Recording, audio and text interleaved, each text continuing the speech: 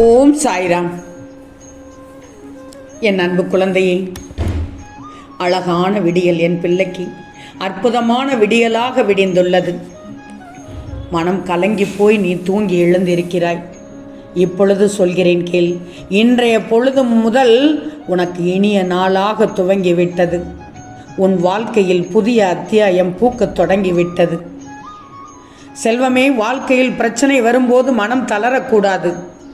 நான் சொல்வதை முழுவதுமாக கேட்டு நிமிர்ந்து துணிந்து நெல். உன்னிடம் இருந்து ஒன்று போய் விட்டது என்றால் மனம் தளரக்கூடாது. அந்த தளரல்தான் இப்போது இருக்கிறாய். மனதில் வாட்டம் ஏன்? மனதிடம் சொல், போனது போகட்டும், இனி ஆக வேண்டியதை யோசிப்போம் என்று உன் மனதிடம் நீ சொல். இன்னும் முன்னேற வேலையை நாம் பார்ப்போம் என்று உன் மனதிடம் சொல். ஏதாவது பிரச்சனை வந்தால் இதோடு முடிந்ததே, நமக்கு கால் கை இருக்கு, உழைத்து எல்லாவற்றையும் அடைந்து விடுவோம் என்று உனக்குள்ளே நீ சொல்லிக்கொள். உன் மனம் நிச்சயம் மாறுதல் படும். உன் மனம் உன் பேச்சைத்தான் கேட்கும்.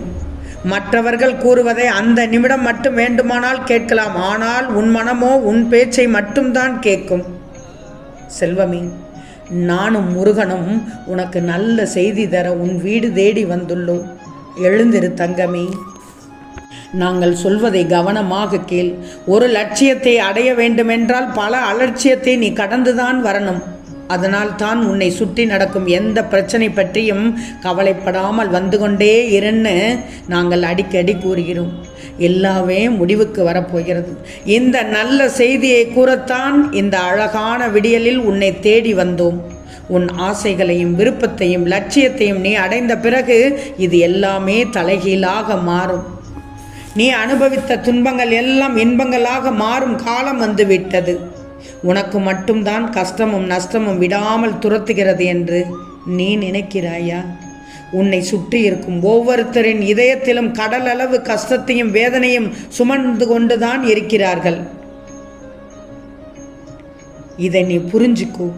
அதற்கு பின் கஷ்டம் உனக்கு பெரியதாக தெரியவே தெரியாது. அவர்களைப் போலவே நீயும் உன் கஷ்டங்களை மறந்துவிட்டு மறைத்து கொண்டு உன்னுடைய இஷ்டத்தை நோக்கி பயணம் செய். கஷ்டம் வந்துவிட்டதே என்று உட்காரக்கூடாது. கஷ்டம் வந்தால் என்ன, அதையும் நான் மாற்றி காண்பிப்பேன். அதை தாங்கும் இதயத்தை என் தெய்வங்கள் தந்துள்ளது என்று நினைச்சுக்கோ.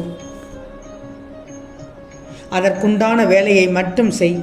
இப்போது உன் கவலை சூழ்ந்த முகத்தையும் கஷ்டத்தோடு வருத்தத்தோடு இருக்கின்ற உன் மனதையும் மாற்றுவதற்காகவே நாங்கள் அவசரமாக உன்னிடம் வந்தோம். எதற்கும் கவலைப்படாதே. உன் எல்லா சுமைகளையும் எங்களிடம் கொட்டிவிட்டாய் அல்லவா? பிறகு ஏன் இன்னும் வருத்தப்பட்டு கொண்டிருக்கிறாய்? உலகில் உள்ள ஒவ்வொருவருக்கும் ஒரு விதமான சுமைகள் இருந்து கொண்டுதான் இருக்கும். நீ கலங்கக்கூடாது. உனது பிரச்சனைகள் நீயும் சிறியதாக எடுத்துக்கொள். சிறியது என்று நினைத்தால் சிறியது, பெரியது என்று நினைத்தால் கண்டிப்பாக அது பெரியது. பயப்படாதே. உனது அனைத்து பிரச்சனைகளையும் கூடிய விரைவில் மாற்றி விடுகிறோம். உனது தலையாய பிரச்சனை என்று என்னவென்று எங்களுக்கு தெரியும். வாழ்வில் நீ தைரியமாக உன்னை சூழ்ந்துள்ள பிரச்சனைகளை எதிர்கொள். உன்னை கஷ்டத்தில் மூழ்க விட மாட்டோம். அனைத்து துன்பங்களும் விலகிவிடும். எல்லாம் நல்லதாகவே நடக்கும். நீ எதிர்பார்த்து காத்திருந்தது உன்னை தேடி வரப்போகிறது. அதிசயம் நடக்கத்தான் போகிறது. அது உன்னை மாற்றத்தான் போகிறது. இது தெரியாமல் நீ அழுது கொண்டே இருக்கிறாய். இன்றைய விடியலில் வேண்டாம் தங்கமே. எங்களை முழுவதுமாக நம்பு. என்றும் உனக்கு துணையாக நாங்கள் இருப்போம். நீ அதிர்ஷ்டசாலி. அதனால்தான் இந்த அழகான வெள்ளி விடியலில் முருகனோடு நானும் தரும் சத்திய வாக்கை கேட்கிறாய். எங்களுடைய அன்பான வாக்கு, சத்திய வாக்கு, பொய்யாகாது.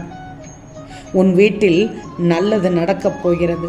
உன் வாழ்க்கையில் வரும் கஷ்டங்களை பெரிதாக நினைக்கிறாயா? உன்னை விட, உன் சக்தியை விட உன் கஷ்டம் என்று விரிவு என்று நினைக்கிறாயா?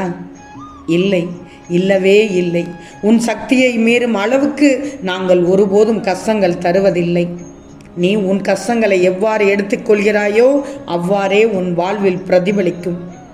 எல்லாவற்றையும் எளிமையாக எடுத்துக்கோ. உனக்கு வரும் பிரச்சனைகளை சுக்கு நூறாக உடைத்து எறி. பயமும் பதட்டமும் தான் உன்னை உடைத்தெறிய சிக்கலில் மாட்ட வைக்கிறது. நீ எந்த தவறும் செய்யவில்லை. அவ்வாறே எந்த தவறு செய்திருந்தாலும் உன்னை நான் சுத்தப்படுத்தி விடுவோம். ஏன்னா நீ ஒரு வைர பளிங்கு. என்ன விழுந்தாலும் அதே போல் ஜொலிப்பாய்.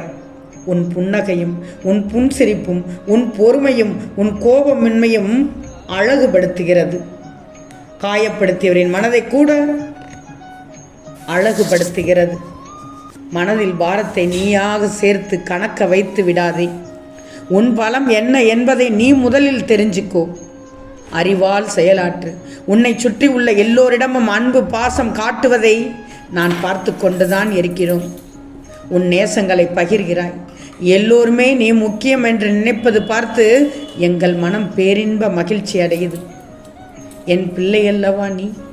யாராவது உதறி சென்று விட்டால் உடைந்து போகிறாய். காயப்படுத்திட்டாங்கன்னு கலங்குகிறாய். கவலைப்படாதே. நிச்சயம் ஒரு நாள் உன் உறவு முக்கியம், உன் சொந்தம்தான் வேண்டுமென்று மீண்டும் வருவார்கள். ஏன்னா உண்மையான அன்பு ஒருபோதும் வீணாகாது. இப்போதெல்லாம் நீ நினைப்பது நடப்பதில்லை, நீ வேண்டுவது கிடைப்பதில்லை, எதுவும் உனக்கு சாதகமாக கிடைப்பதில்லை, அமையவில்லை என்றெல்லாம் நினைத்து புலம்பிக் கொண்டிருக்கிறாய். இது உனக்கான கஷ்டகாலம் என்று நினைக்கிறாய். ஆனால் இது உன் இஷ்ட காலம். நீ நினைத்ததுக்கு மாறாக நிச்சயமாக இன்றைய இரவுக்குள் சகலமும் பெறப்போகிறாய். மிக மிக பெரிய வெற்றியை எதிர்நோக்கி அடையப் போகிறாய் என்பதே உண்மையான உண்மை. நானும் முருகனும் சாதாரணமாக உன் வீடு தேடி வரவில்லை. உனக்கான அதிர்ஷ்ட நேரம் தொடங்கிவிட்டதால் தான் இந்த நாளில் எங்கள் சுபவாக்கை கேட்டு துவங்குகிறாய்.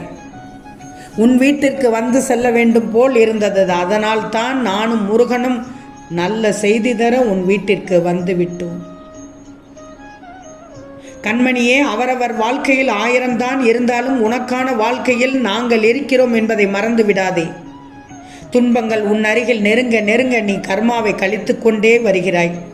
உன் மனம் படும் வேதனையிலிருந்து நீங்க போகிறாய். இந்த வாழ்க்கையில் கஷ்டங்கள் அதிகமாக வருகிறது என்றால் கூடிய விரைவில் நல்லது நடக்கப் போகிறது என்ற அர்த்தம். எப்போதும் ஒன்றை நல்லா நினைவில் வச்சுக்கோ. இப்போதிருக்கும் உன் நிலைதான் முடிவான ஒன்று என்று நினைக்காதே. இதைவிட மிகச்சிறந்த ஒன்று உன்னிடம் வர காத்து கொண்டிருக்கிறது. யாரிடமும் கேட்டு கிடைக்காத பொருள் எங்களிடம் கேட்டால் நிச்சயம் கிடைக்கும் என்று உனக்கு தெரியும் தானே? துன்பம் வந்த நேரத்தில் ஒரு நன்மை விரும்பி, ஒரு நலம் விரும்பி நல்ல ஆலோசனையை தரும் யாராயினும் அவர்கள் இறைவனின் வடிவங்களே, எங்கள் ரூபங்கள் தான். இந்த மனித வாழ்க்கையில் துன்பங்கள் வராமல் இருக்காது, வரத்தான் செய்யும். வரும்போது இன்னும் நிலைமையை மோசமாக்காமல் நேர்மறை வார்த்தைகளை பேசி நேர்மறை வார்த்தைகளை கேட்டு தெளிவடைஞ்சிக்கும். துன்பமான நேரங்களிலும் சோதனை காலங்களிலும் தான் நீ நேர்மறையாக பேசிக்கிட்டே இருக்கணும்.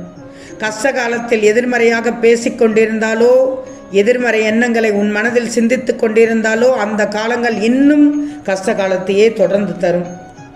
மேலும் நீ எதை திரும்ப திரும்ப நினைக்கிறாயோ, திரும்ப திரும்ப சொல்லிக் கொண்டிருக்கிறாயோ அதுதான் உன் வாழ்வில் ஒரு நாள் நடக்கும். எனவே எனக்கு எதுவும் சரியாகாது என்ற வார்த்தையை இனியும் சொல்ல வேண்டாம். எங்கள் அறிவுரையை கேட்ட என் பிள்ளைக்கு நிச்சயம் நல்லது நடக்கும். அதனால் தான் போகும் வழியில் உன்னை பார்க்க வந்தோம் நானும் முருகனும். ஆம் தங்கமே, நிச்சயம் நடக்கும், நல்லது நடக்கும், நல்லது மட்டுமே நடக்கும், அது நன்மையாகவே இருக்கும். ஓம் சாய்ராம்.